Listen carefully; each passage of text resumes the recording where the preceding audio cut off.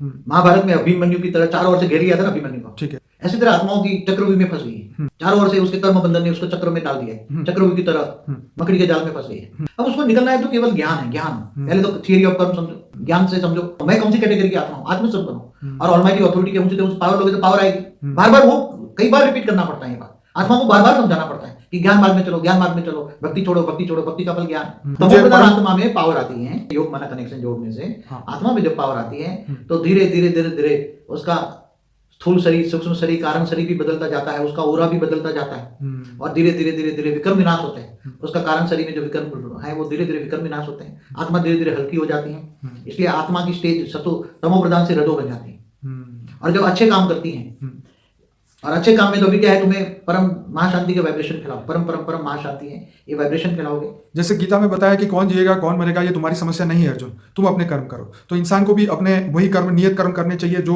क्योंकि जो जिसका कर्म है उसके सामने तो वो आने ही वाला है और हम उसके बारे में चिंता करेंगे तो भी उसके कर्म बदलने वाले नहीं है और फिर भी हम उसके बारे में सोचते जाएंगे बेचारे के साथ ऐसा हुआ ऐसा हुआ। इंसान दुखी इसलिए होता है कि वो दूसरे को देखता रहता है, अपने आप को स्वचिंतन की जगह दूसरे को देखता है, क्योंकि हर आत्मा के अपने कर्म है तो सामने आने वाले हैं। वो परमात्मा को याद करे तो जीवन बदल सकता है, लेकिन वो अपने वासना से, अपनी मजबूरी से फंसा हुआ है, वो नहीं बदलना चाहता, वो अपने दुख में ही आनंद ले रहा है। जो भी आया उसको मेरे जीवन में ये हुआ वो हुआ, ऐसे दुखों की बार बार उसको शोक को याद करता रहता है, कारण शरीर डिस्चार्ज होता है, धीरे धीरे गिरता जाता है।